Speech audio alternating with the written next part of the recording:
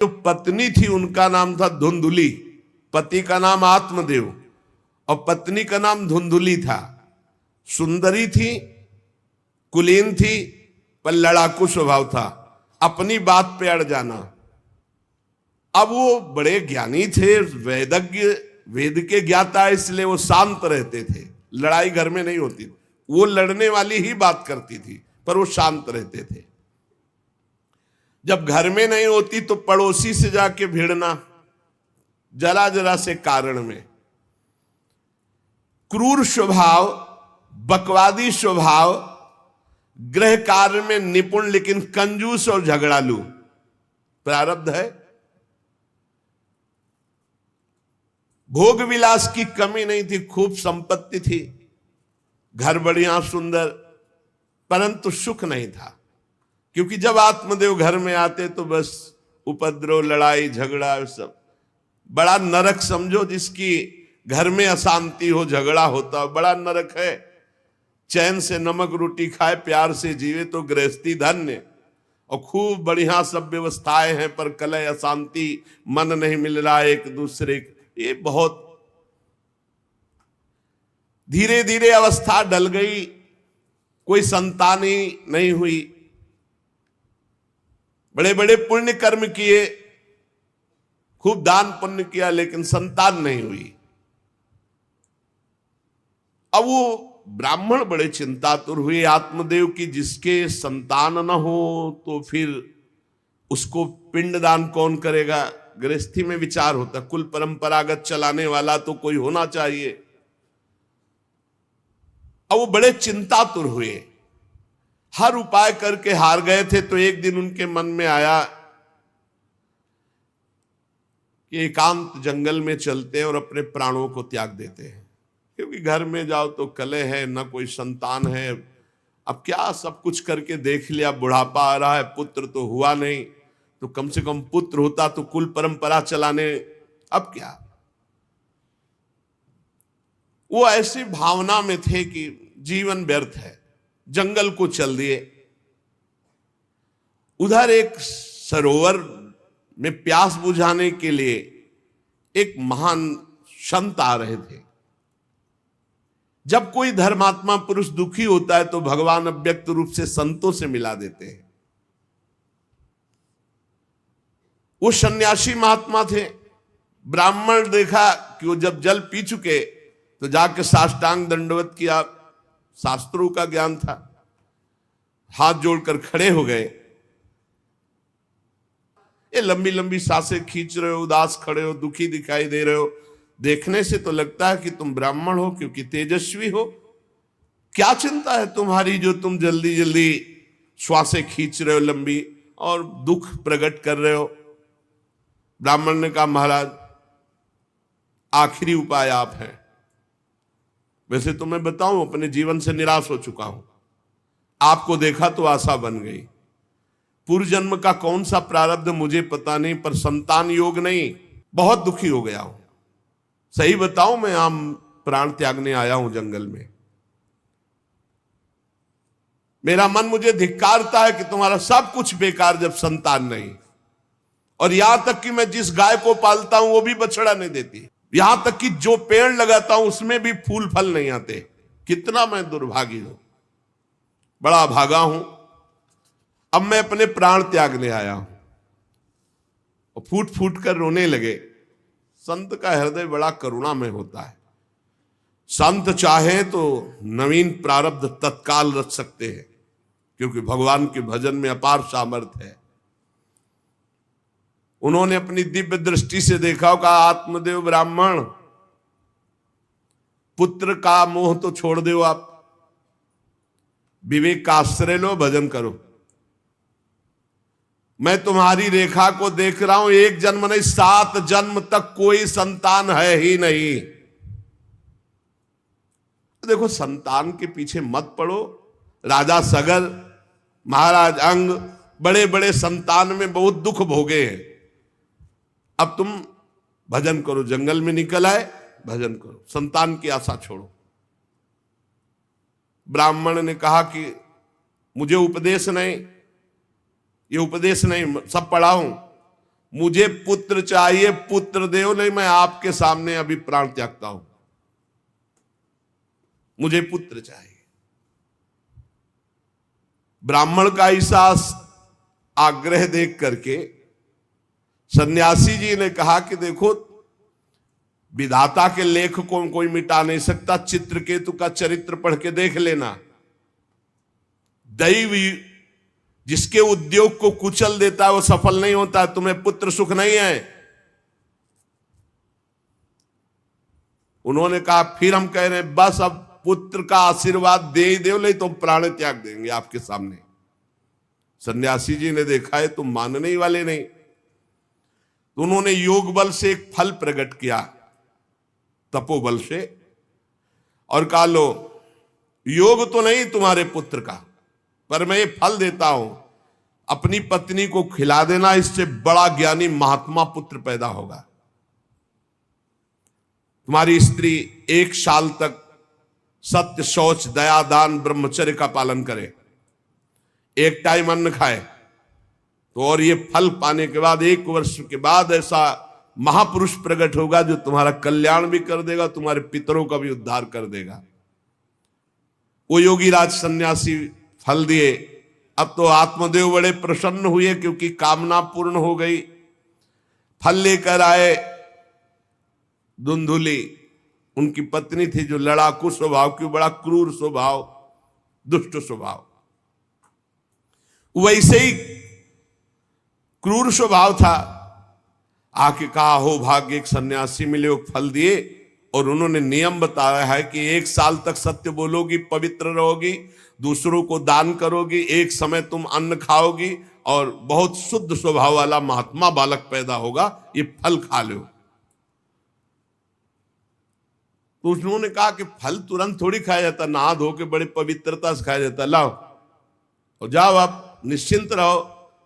बोलने अगर हमारे सामने पाल, तुम्हें विश्वास नहीं, वो डरते भी थे, घर के बाहर हो गए। अब वो कुटिल स्वभाव की थी, क्रूर स्वभाव की। उन्होंने अपनी बहन को बुलाया और रो रो के कहने लगी कि बहन मुझे बड़ी चिंता हो गई, समस्या आ गई। क्या? बोले पंडित जी जो ये फल लाए हैं, फल से गर्भ रह जाएगा। पहले तो नियम बता गए हैं कि 1 साल तक झूठ नहीं बोलना, पवित्र रहना है, और दूसरों को दान देना, एक समय अन्न खाना है। अब हम तो बड़ी भयभीत हैं कि जब पेट में गर्भ बढ़ेगा तो भोजन कम हो जाएगा, पेट बढ़ेगा तो भोजन कम हो जाएगा। ये तो मैंने कर नहीं सकती क्योंकि 3 बार तो हमको अच्छा भोजन चाहिए, पंडित जी का 1 बार खाना, ये तो हो नहीं सकता। अच्छा, गर्भ बढ़ा, पेट बढ़ा, खाया पिया जाएगा नहीं, बहुत परेशानी उसमें लगेगी। और कहीं दैववश से अगर डाकू आ गए तो भाग भी नहीं पाऊंगी। चलो डाकू ना आए, कहीं आग लग गई घर में, तब तो हम जल के मरी जाएंगे क्योंकि गर्भ पेट में, ये तो हमसे नहीं। और फिर गर्भ निकलते समय सुना बहुत कष्ट होता है, ये सब हमसे नहीं होने वाला। देखो एक क्रूर स्वभाव की नकारात्मक सोच। और कहीं प्रसव काल में गर्भ टेढ़ा हो गया तो हम तो मरी जाएंगे, ये तो हमसे नहीं होगा।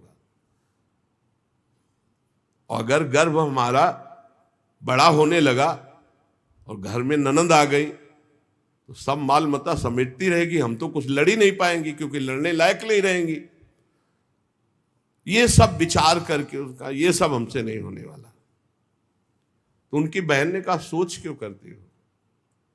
ठीक इसी समय हमें अनुभव हुआ है 2-4 दिन में, इसी महीने में, कि हमारे पेट में है, तुम हमारे पति को धन दे देना और गर्भवती का नाटक करो, और जब हमारे बच्चा होगा हम तुम्हारे यहाँ पहुंचा देंगे, और हम अपने यहाँ शोरगुल कर देंगे, बच्चा मर गया, कौन देखने आता है, और पति को पैसा दे देना। हाँ, ये तो बढ़िया बात रही, बढ़िया विधान बन गया, जैसे को तैसे मिले तो बढ़िया विधान बन गया। तू गर्भवती का नाटक कर आज से कि फल पा लिया और मैं गर्भवती हो गई, मैं अपने बालक को मरा घोषित कर दूंगी, और ये जो फल लाए हैं इसकी परीक्षा के लिए जो गऊ है उसको उपवा दो। जैसा उनकी बहन ने कहा था वैसे धुंधुली ने सब कर दिया। देख लो, कहा था स्वामी जी ने तुम्हारे 7 जन्म बालक नहीं, तो देखो बुद्धि कैसी खराब हुई, गाय को पवा दी। अब जब उसकी बहन के पुत्र हुआ तब तक वो कपड़ा वपड़ा पेट में लगा के नाटक करती रही होगी कि हमारे गर्भ है। फिर एकदम घोषणा कर दी जब वो पुत्र रातों रात पहुंच गया कि हमारे संतान हो गई। उसके पिता को अच्छा धन दे दिया, वो धुंधुली को ला करके बहन का बेटा दे दिया। आत्मदेव तो बहुत आनंद हो गए। उनको क्या पता कि घर में क्या रहस्य हुआ, वो तो बहुत सुखी हो गए कि संत भगवान के द्वारा दिए हुए फल से हमारे पुत्र हो गया। बड़ा आनंद, बड़ा उत्सव मनाया। बालक के जात कर्म संस्कार कराए, खूब दान पुण्य किया, मांगलिक कृत्य किए। धुंधुली ने अपने पति से कहा कि पता नहीं क्या कारण मेरे वक्षस्थल में दूध तो है नहीं, और अभी नया बालक है, बिना मां के दूध के जीवित नहीं रहेगा, तो हमारी बहन के बालक हुआ था पधार गया है, उसको बुला ले क्या? अरे उन्होंने कहा बिल्कुल बुलाओ, हम और पैसे देंगे, स्वागत करेंगे, हमारा बच्चा पुष्ट होना चाहिए। बहुत बुद्धि लगाते हैं क्रूर स्वभाव के लोग, कैसा एकदम फिट कर लिया विधान। अब उसको बुला लिया बालक का पालन पोषण करने के लिए पैसे के बाद, और वो असली मां तो वही है ही है। पुत्र की रक्षा के लिए जो जो कहा आत्मदेव ने वो सब स्वीकार कर लिया। 3 महीने इस बालक के व्यतीत होने के बाद, उन्होंने कहा था 1 साल बाद होगा, 3 महीने व्यतीत होने के बाद गौ के बच्चा हुआ मनुष्याकार, केवल कान गौ के, पूरा मनुष्याकार, सर्वांग सुंदर, दिव्य तेजो में स्वर्ण की सी कांति, क्योंकि वो योगी के तप का। ब्राह्मण देवता नाच पड़े कि भगवान जब दिए तो कितना आनंद, घर में भी बच्चा और गौ के भी बच्चा ही हुआ। खूब संस्कार करके मंगलदान, बड़े प्रसन्न हैं। सब लोग कहते हैं आत्मदेव का देखो कैसा भाग्य बदला कि घर में भी पुत्र हुआ, गौ के भी पुत्र हुआ, बछड़ा नहीं, केवल कान भर। कैसे आश्चर्य की बात, दिव्य बालक उत्पन्न हुआ। पर इस गुप्त रहस्य का किसी को पता नहीं। आत्मदेव ने देखा कि बालक पूरा मनुष्याकार, केवल कान, गाय के तो नाम रखा गोकर्ण।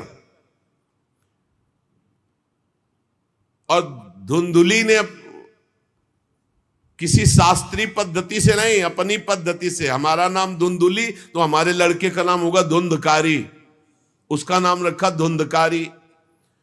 कुछ काल व्यतीत हुआ, दोनों जवान होने लगे। गोकर्ण में पूर्ण वैदिक सिद्धांत, धर्म पूर्वक, बड़े ज्ञानी महात्मा, और धुंधकारी पूर्ण दुष्ट। शौचाचार का तो नाम भी नहीं था पवित्रता का धुंधकारी में। खान पान पशुओं वाला, क्रोध नाक में चढ़ा, गंदी वस्तुओं से प्यार करने वाला, बहुत ही गंदा स्वभाव। चोरी बचपन से, द्वेष, पीट देना, लड़ाई करना, ये उसका चलते स्वभाव। दूसरों के खेती में आग लगा देना, घरों में आग लगा देना, गौशाला में आग लगा देना। जैसे किसी का बालक खेल रहा है, आसपास देखा कोई, उठाया कुएं में फेंक दिया, बड़ा दुष्ट स्वभाव। और बड़ा हुआ हिंसक स्वभाव, अस्त्र शस्त्र धारण करके, जैसे कोई अंधा जा रहा है तो आओ बाबा तुम्हें रास्ता बता दो, कुएं में जाके ढकेल देता है। बहुत ही गंदा स्वभाव, दुष्ट स्वभाव। अब वो शिकार करने लगा पशुओं का और मांस खाने लगा। जहां आत्मदेव कितनी पवित्रता से, वहां दुष्ट कितना। अब धीरे धीरे व्यभिचार करने लगा, वैश्याओं से संपर्क रखने लगा। संपत्ति थी ही, सारी संपत्ति वैश्याओं को। एक दिन पिता ने कहा आत्मदेव ने कि तुम्हारे आचरण इतने आसुरी प्रभाव के, हमें लगता है कि तुम हमारा सर्वनाश करने के लिए प्रकट, ये क्यों करते हो? तो खूब गिरा गिरा के मारा आत्मदेव को। सन्यासी की बात अब याद आई कि तुम्हारे भाग्य में पुत्र सुख नहीं है, खूब मारा आत्मदेव को। जब इतनी जोर से मार रहा था तो थोड़ी तो दया आई कि पति है बचा ले, तो धुंधुली गई तो फिर धुंधुली की दम जम के पिटाई की। अब वो तो राक्षसी स्वभाव, और घर के जितने जेवर बर्तन सब उठा के बेच दिए, वैश्यागामी हो। अब जब सारी संपत्ति स्वाहा, खाने को भी नहीं, तो धुंधुली बैठ के रोती। दुष्टता की ना, पति ने जब तुम्हें एक दिव्य फल दिया था, खाना चाहिए था। मैं कहां जाऊं, कौन मेरा सहयोग करे, बड़ी विपत्ति, बड़ा दुख, न खाने को न पीने को, अतरे दिन पिटाई करता धुंधकारी, आत्मदेव की भी और धुंधुली की भी। पिता बैठ के रो रहे थे। मैं सन्यासी की बात मान जाता तो गोकर्ण जी आए और उन्होंने कहा, पिताजी आप जैसे विद्वान पुरुष को ऐसा शोक करना उचित नहीं। तुम शास्त्र के ज्ञाता हो, तुम्हें चाहिए कि संसार की असारता का तो थोड़ा विचार करना हो। ये दुख रूपी मोह में फंसकर आप एक अज्ञानी पुरुष की तरह रो रहे हो, पिट रहे हो। पिताजी क्या शास्त्रों में नहीं पढ़ा, पुत्र किसका, धन किसका, पत्नी किसकी, शरीर किसका? ये मोह के कारण अज्ञानी जन रात दिन दीपक की तरह जल रहे। पिताजी न सुख इंद्र को है, न चक्रवर्ती राजा को है, सुख है तो एकांत में भगवान का भजन करने वाले को है। ये देखो गोकर्ण, ये मुंचा ज्ञानम प्रजारूपम मोह तो नरके गति। ये नरक जाने वाली बात, पुत्र के मोह में फंस करके आप छोड़ो इसे, आपका शरीर नष्ट हो जाएगा। इसलिए मेरी प्रार्थना मानो, आज से निकलो घर से और वन में जाओ, भगवान का चिंतन करते हुए जीवन व्यतीत करो।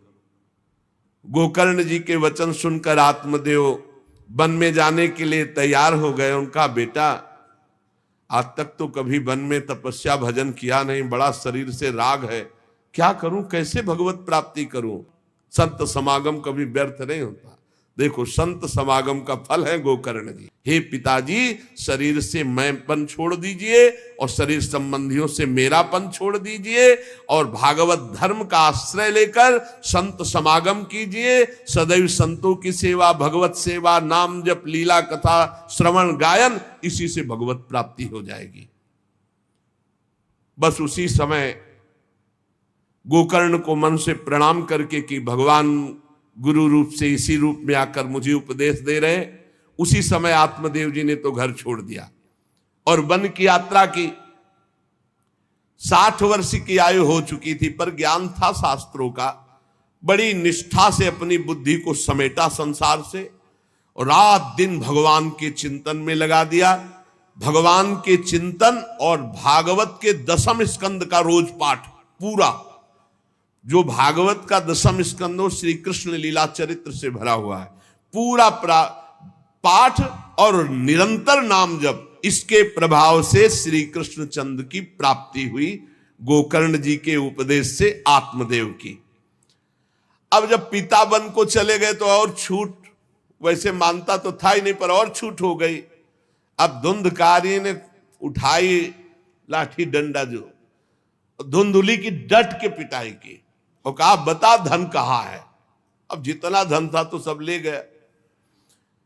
फिर जलती हुई लकड़ी, लुकाठी, उससे बता धन कहां है? किसी तरह वो छूट पाई तो भागते हुए जाकर कुएं में गिरकर अपने शरीर को नष्ट कर दिया कि रोज की पिटाई से अच्छा एक बार दुर्गति को प्राप्त हुई। धुंधुली दुर्गति को प्राप्त हुई, पति आत्मदेव श्री कृष्ण चंद्र को प्राप्त हुई। योगनिष्ठ गोकर्ण जी ने जब देखा कि धुंधकारी का आतंक बढ़ रहा है तो उन्होंने छोड़ दिया। जो ज्ञानी पुरुष होते प्रपंच नहीं स्वीकार करते, उनको कोई सुख दुख इससे नहीं, उदासीन भाव से तीर्थ यात्रा को निकल गए। धुंधकारी ने 5 वैश्याओं को अपने संग में रखा, सब नौजवान वैश्याएं। अब उनके लिए पशुओं का मांस चोरी करके उनकी मनोकामनाएं पूरी करना। बुद्धि भ्रष्ट थी, आचरण भ्रष्ट थे, क्रूर कर्मा। एक दिन उन वैश्याओं ने कहा कि हमको तो हार नहीं पहनाया आज तक, कामना होती है। अब 5 को हार लाने के लिए तो बहुत रुपया चाहिए, मौत की भी उसको कोई भय नहीं रह गई थी। वो जिसको देखता काट करके जो मिलता धन एकत्रित करके 5 के लिए सुंदर आभूषण हार। अब हिंसा में उतरा जो, तो उसके लिए क्या। स्त्रियों ने सोचा कि नित्य नवीन चोरी करता है, आज हमने हार के लिए कहा तो 5 के लिए व्यवस्था कर दिया, पकड़ा जाएगा। जब ये पकड़ा जाएगा तो राजा इसे फांसी देंगे, तो हमको भी 5 को फांसी मिलेगी। मरना तो है ही है ना इसे। 5 ने विचार किया मरना तो है ही, राजा फांसी देगा तो हम ही फांसी दे देती, तो कम से कम हम तो बच जाएंगी। बुरे कर्म का बुरा ही परिणाम होता है, कुछ भी कोई कर ले। धुंधुली कुएं में शरीर त्याग करके दुर्गति को प्राप्त हुई। ये जब जिन वैश्याओं के लिए प्राणों की बाजी लगा करके सब कुछ ला रहा, जानते उनका प्लान क्या बना कि ये चोरी करता है, पकड़ा जाएगा, फांसी की सजा होगी, मारा ही जाएगा, और जब ये पकड़ा जाएगा तो हम भी पकड़ी जाएंगी, तो फांसी की सजा इसको होगी, तो वही हम दे देती हैं, तो हम तो बच जाएंगी और सारा धन लेके रात्रि में निकल लेंगी 5 ने गुप्त रूप से ऐसा संकल्प बना लिया। धुंधकारी सो रहा था, 5 गए, अब 5 हैं, हाथ पैर 4 ही तो है, पैर 2 और 2 हाथ, 4 उसमें लग गई, और एक जो है रस्सी से पूरा चारपाई पे बांध दिया। और जब उसकी आंख खुली तो रस्सी गले में डाल करके फांसी लगा रही पड़े पड़े। पर वो बहुत पापी आदमी, जल्दी मरने वाला तो था नहीं, खूब गला दबाया। अब बड़ी चिंता हुई वैश्याओं को कि अगर मरेगा नहीं तो हमें काट डालेगा ये। तो रसोई से जो कोयला जला हुआ आग था उसके मुंह में भर, बगार बगार के शमशी से। अरे पापी की बहुत दुर्गति होती। दहकते हुए अंगारे उसके मुंह में और खूब कस के गला दबा, छटपटा कर पीट पीट के मार डाला धुंधकारी को। और उसके शरीर को वहीं घर में एक गड्ढा बना के 5 ने गाड़ दिया। और वो सारा माल मत्ता पैसा सब कुछ उनको पता था। उन दुष्ट स्त्रियों ने बहुत तरह से मार मार करके धुंधकारी, मुंह में अंगारा, गले में रस्सी, मार डंडों से मार मार के मार डाला। बहुत बुरी तरह मारा धुंधकारी को। अब जब दिन में निकलना चाह तो लोग, आज धुंधकारी नहीं देखा, बोले प्रीतम किसी कार्य से बाहर गए और असर लगाकर 5 माल मत्ता लेके भाग गए। जो कई पुरुषों से सहवास करती हैं या कई स्त्रियों से जो सहवास करता है, ऐसा अपवित्र हो जाता है कि उसके छूने मात्र से पुण्य नष्ट हो जाते हैं। फिर तो उनके संग से ही रह रहा था, उसे वैश्या उसे ही कहते हैं। उन वैश्याओं के संग से सारे सुकृत नष्ट हो चुके थे, महान पाप का स्वरूप हो गया था और वो सब भाग चुकी थी। तो धुंधकारी को भयंकर प्रेत योनि की प्राप्ति हुई। प्रेत योनि, भयंकर प्रेत योनि। अब वो बवंडर रूप, जो चक्रवात जैसे बवंडर देखते हो ना, वो रूप धारण करके 10 दिशाओं में भटकता। और प्रेत को स्वयं से पानी पीने के लिए कोई सुविधा नहीं। ऐसा नहीं नदी के किनारे रह रहा तो पानी पी लेगा, वो किसी को पकड़ेगा तब उसके द्वारा जो उसको पानी पिलाया जाएगा वो उसको मिलेगा। ऐसे पानी नहीं पी सकता, ना कुछ खा सकता है, ना कहीं विश्राम कर सकता है। वो बस हा दई चिल्लाता हुआ, रोता हुआ भटकता है। प्रेत योनि बड़ी भयानक होती है। जब तीर्थ यात्रा करके गोकर्ण जी लौटे तो सुना कि धुंधकारी का लापता मार डाला गया। तब उन्होंने फिर गए और वहां पिंडदान किया धुंधकारी के लिए भी। बड़े महात्मा थे गोकर्ण। श्राद्ध किया और काफी तीर्थों में मंत्रानुष्ठान किया कि इसका कल्याण हो जाए। ये सब करके लौट आए अपने पिता आत्मदेव के घर में। रात्रि में कोई देख ना पावे इसलिए सीधे अपने घर में गए और शयन किया। और वहीं गड़ा था धुंधकारी। प्रेत आत्मा बन के वो मड़रा रहा था। वही प्रेत आत्मा ऐसे को नहीं छूती जो भगवान का भजन करते। देखो, अब जे धुंधकारी ने देखा कि गोकर्ण आए हैं तो उसको तसल्ली हुई कि महात्मा हमारा कल्याण कर देगा। वो प्रकट हुआ, भेड़ा बना। धुंधकारी पहले भेड़ बना बड़ा, और ऐसे गोकर्ण जी ने देखा कि दरवाजा तो बंद था, भेड़ कहां से आ सकता है। तुरंत भैंसा बन गया, तुरंत इंद्र रूप धारण कर लिया, भयावा प्रिय, ऐसे कई रूप बदल बदल। तब उन्होंने कहा ये विपरीत अवस्था, इसका मतलब ये प्रेत है, क्योंकि ऐसी विपरीत निंदनीय और बंदनीय दोनों रूप धारण कर रहा है। दुर्गति को प्राप्त हुआ प्रेत आत्मा है। वो डरने वाले तो थे नहीं, ज्ञानी महात्मा थे। गोकर्ण ने कहा, कौन है तू? प्रेत है, पिशाच है, राक्षस है, क्या है ये? क्या नाटक कर रहा है? कभी भेड़ बनता है, कभी भैंसा बनता है, कभी इंद्र बनता है, कभी ये रूप। कौन है तू? ये अधोगति को प्राप्त कैसे हुआ तू? गोकर्ण जी डरे नहीं।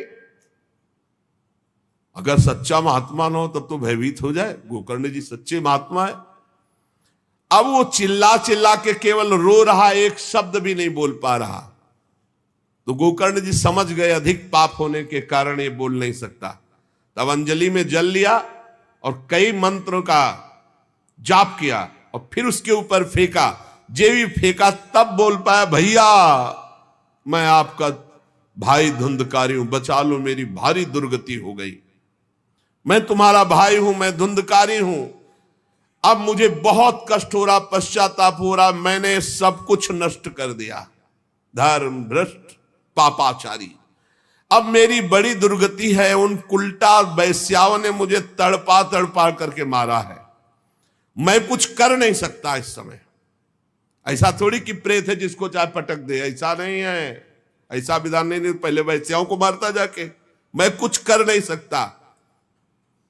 प्रेत योनि में पड़कर दुर्दशा भोग रहा हूं। अब दैववश केवल वायु से जीवित हूं, बहुत प्यासा हूं, भूखा हूं, पर नहीं खा सकता, नहीं पी सकता। आप दया समुद्र भैया मेरा उद्धार करो। गोकर्ण ने कहा कि तुम्हारा उद्धार तो हो जाना चाहिए। तुम्हारे लिए तो मैं गया में गया, वहां श्राद्ध दिया, तीर्थों में भी अनुष्ठान किया, फिर तुम्हारा प्रेतियों से उद्धार कैसे नहीं हुआ? तो उनका भैया एक दो बार गया श्राद्ध से, मेरा कुछ नहीं होने वाला, बहुत पापी हूं, बहुत बड़े बड़े पाप किए हैं। कोई दूसरा उपाय सोचो, छोटे मोटे पिंडदान से, दान पुण्य से मेरा उद्धार होने वाला नहीं, बहुत स्टॉक है हमारे पाप का। तुमको हम बताएं, सैकड़ों बार गया श्राद्ध करो तो भी मेरा कल्याण नहीं हो सकता, ऐसा मैं पापी हूं। कोई दूसरा उपाय सोचो। गोकर्ण जी ने कहा, सैकड़ों गया श्राद्ध से तुम्हारी मुक्ति नहीं हो सकती, तो तुम्हारी मुक्ति असंभव है। कहा भैया मैं तुम्हारे चरणों में पड़ा हूं, मुझे मेरा उद्धार करो। तो कहा ठीक है, तुम अभी इस घर से निकलो, कहीं और रहो, हम जब तुम्हें बुलाएं तब आ जाना। जाओ, हटाओ, हमारे इस घर से हटो। हटा दिया उनको। गोकर्ण जी की आज्ञा पाकर धुंधकारी बाहर भटक रहा है। रात भर विचार किया कि इसका कल्याण कैसे होगा, जब सैकड़ों गया श्राद्ध से कह रहा उद्धार नहीं होगा। अब जब प्रातः काल हुआ, दरवाजा खुला तो बहुत से विज्ञजन आकर के गोकर्ण जी से मिले। गोकर्ण ने सबसे सलाह की कि क्या हो सकता है, ऐसे ऐसे स्त्रियों ने उनको मारा और वो प्रेतियों को प्राप्त हुए। जो लोग विद्वान थे, योगनिष्ठ थे, वेदज्ञ थे, उन्होंने कई शास्त्र पाठ आदि की बातें बताई सबने, पर सही उत्तर नहीं मिला। गोकर्ण जी महान तपस्वी थे। गोकर्ण जी ने प्रातःकाल स्नान करके अर्घ दे रहे थे, बोले औरों से क्या पूछना, सीधे सूर्य भगवान से पूछे। मंत्र का उच्चारण करते हुए सूर्य भगवान को स्थगित कर दिया, रोक दिया। बहुत बड़ी मंत्रों में। अब हम किससे पूछे, आप ही बताओ। हे जगत साक्षी भगवान सूर्य, धुंधकारी का उद्धार कैसे हो सकता है? आप कृपा करके बताइए कि धुंधकारी की मुक्ति कैसे हो सकती। गोकर्ण की प्रार्थना सुनकर भगवान सूर्यदेव ने कहा, श्रीमद् भागवत महापुराण नियम पूर्वक सुनाओ, निश्चित उसकी मुक्ति हो जाएगी। सप्ताह पारायण 7 दिन में पूरी भागवत श्लोक सहित। सूर्य भगवान की आज्ञा सबने सुनी, गोकर्ण जी ने भी सुनी। बहुत सरल उपाय। गोकर्ण जी ने निश्चय किया मैं स्वयं सुनाऊंगा और उसका उद्धार करूंगा। अब तो कथा का समय निश्चित किया। बहुत से लोग कथा सुनने के लिए वहां पहुंचे। जब सुना कि भगवान की कथा सब पापों का नाश कर देती है, तो बहुत से लोग, पापी पुण्यात्मा जो भी, सबको बैठने की उचित व्यवस्था की गई। एक 7 गांठ का बांस जो सीधा था, आवाहन किया धुंधकारी का और कहा इस पे बैठ जा, तू भी कथा सुन। तो सीधे 7 गांठ के बांस पर धुंधकारी जाकर के बैठ गया, छिद्र में वायु रूप होकर, क्योंकि बाहर कहीं स्थित नहीं रह सकता, चलायमान तो बैठना है। गोकर्ण जी ने एक वैष्णव को मुख्य श्रोता बनाया और प्रथम स्कंद से स्पष्ट स्वर में कथा सुनानी प्रारंभ की, श्लोक और अर्थ। सायंकाल को विश्राम दिया तो एक बड़ी विचित्र बात हुई। सभासदों के देखते देखते एक बांस में तड़ तड़ की आवाज हुई, एक गांठ फट गई। दूसरे दिन कथा हुई, दूसरी गांठ, तीसरे दिन तीसरी गांठ, 7 दिनों में 7 गांठें फाड़ करके धुंधकारी परम पवित्र दिव्य रूप, भगवत पार्षद रूप धारण करके प्रकट हो गया। धुंधकारी का श्याम वर्ण पीतांबर धारण के, तुलसी की माला, सिर पर मनोहर मुकुट, कानों में कमनी कुंडल, सामने आकर गोकर्ण को प्रणाम किया और कहा भाई अब मैं भगवत पार्षद बन गया, प्रेत योनि से मुक्त। 7 दिन में भयंकर पापात्मा धुंधकारी श्री भगवान की चर्चा सुनने के कारण भगवत स्वरूप हो गया। ओहो, कितना प्रेत पीड़ा मैं सह रहा था, एकमात्र श्री कृष्णचंद्र जी की लीला कथा सुनने मात्र से मैं भगवत स्वरूप हो गया हूं। भैया मैं कैसे आपका उपकार करूं? मैं निंदनीय से निंदनीय पाप कर्म करने वाला कैसा उज्जवल स्वरूप प्राप्त कर लिया। भला मोह पूर्वक लालन पालन करने वाले शरीर को जो हष्ट पुष्ट करते हैं, उन्होंने भगवान का नाम जप नहीं किया, चर्चा नहीं सुनी, तो जीवन किस काम का? इसके पोषण के लिए पाप कर्म कर रहे हो और वृद्धावस्था आने वाली परिणाम में दुख, रोगों का दुख, भोगों की कामना का दुख, क्या क्या दुख, इसकी क्या गति होगी? गाड़ दिया जाएगा या जला दिया जाएगा। ऐसे मनुष्य शरीर को प्राप्त करके भगवत प्राप्ति नहीं की तो जीवन व्यर्थ चला गया। अरे जो अन्न प्रातः काल पकाया जाता है, दूसरे दिन सड़ जाता है, उसी अन्न से इस शरीर का पोषण होता है, 6 घंटे में मल बना के निकाल देता है। ये शरीर कहीं अविनाशी है क्या? नाशवान शरीर है। जो लोग भगवान की कथा से वंचित है, भगवान का नाम जप नहीं करते, वो बुदबुदे जीवों में मच्छरों के समान जीवन उनका है। जन्मे मरे किस काम के? भला देखो, जिस बांस में मैं बैठा था तो बांस की गांठ फट गई, क्या भगवान की कथा सुनने पर चित्त की गांठ नहीं नष्ट हो जाएगी? जड़ चेतन की ग्रंथ। इसलिए धन्य है वो जो भगवान की कथा सुनने में अपना समय व्यतीत करते हैं। धुंधकारी ऐसी बातें कह रहा था, सबने देखा जय घोष करते हुए नमो नमः नमो नमः, और एक दिव्य विमान आया। भगवान वैकुंठ नाथ के पार्षद मंडलाकार तेजो में विमान, और सबके देखते देखते कहा धुंधकारी आओ, और वो दिव्य पार्षद रूप विमान पे चढ़ा। जब विमान पे चढ़ के जाने लगा तो गोकर्ण जी ने रोक दिया, रुको, ये क्या? कथा तो शास्त्रों लोगों ने सुनी, तो आपको शास्त्रों विमान लाना चाहिए और सबको बैठाल कर ले जाना चाहिए, क्योंकि हमारे सुनाने में कोई भेद नहीं था। और ये सुन भी सब ध्यान से रहे थे। तो भगवत पार्षदों ने कहा आपके सुनाने में कोई भेद नहीं था, पर सुनने में भेद हो गया है, श्रवण भेद हो गया। ये उपवास करके बिना कुछ खाए पिए रात दिन कथा का ही चिंतन करता रहा, मनन करता रहा, इसके कारण इनको भगवत पार्षद रूप मिला और जा रहे। और ये कथा सुना भर है, मनन नहीं किया, मनन विषयों का हुआ, इसलिए ये विमान पे नहीं। ये निराहार रहकर 7 दिन में चर्चा सुनता और रात भर उसी का चिंतन करता, उसके प्रभाव से परम पद का अधिकारी हुआ। इसलिए जो मननहीन है, जिनको गुरुवचनों पर विश्वास नहीं है, जो कथा में चित्त की एकाग्रता नहीं है, वो फल भेद हो गया, वो भगवान के दिव्य धाम में एक बार में नहीं जा सकते। गोकर्ण जी आपको तो लेने के लिए स्वयं गोलोक बिहारी आएंगे, यूं कह करके विमान अंतर्ध्यान हो गया, अर्थात चले गए। गोकर्ण जी ने समस्त श्रोताओं से कहा बिना तुम्हें विमान में बैठा ले मुझे चैन नहीं। सावन के महीना में हम फिर अनुष्ठान करेंगे, सब लोग कथा सुनो और सच्चे नियम से रहो, उसका मनन करो। ऐसा ही किया, सब लोग उपवास करके अल्पाहार करके कथा सुने, और जे ही 7 दिन में कथा की समाप्ति हुई तो भगवान के बहुत से पार्षद विमान लेकर आए, और जितने कथा सुनने वाले थे सबको परम धाम ले गए। और भगवान ने गोकर्ण जी को स्वयं गोलोक बिहारी हृदय से लगाया, जे भी हृदय से लगाया तो गोकर्ण भगवत स्वरूप हो गए।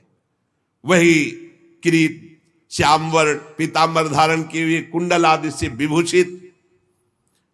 यहां तक कहते हैं कि उस कथा में सुनने में जो कुत्ते भी बैठे थे, वो भी गोकर्ण जी की दृष्टि पड़ने पर विमान पर बैठकर भगवत धाम को गए। भक्तवत्सल भगवान श्री कृष्ण इतने गोकर्ण जी पर प्रसन्न हुए कि तुमने सबको कथा सुनाकर मंगल अनुष्ठान। इसलिए गोकर्ण जी जिस जिसको चाहा, मालूम कथा सुनकर कुत्ता मनन तो नहीं कर सकता, लेकिन गोकर्ण जी ने मनन किया कि ये कुत्ता भी कथा में बैठा था, इसका भी भगवत उद्धार हो जाए। ये आप इसीलिए आसपास जो ये जीव जंतु सब भगवत स्वरूप हो जाते हैं। बड़े बड़े सिद्धों को जो गति नहीं मिलती, भगवान की लीला कथा सुनने से, गोकर्ण जी के प्रभाव से धुंधकारी सहित समस्त श्रोताओं को भगवत धाम की प्राप्ति हुई। शेष चर्चा आगे। श्री राधा वल्लभ लाल की।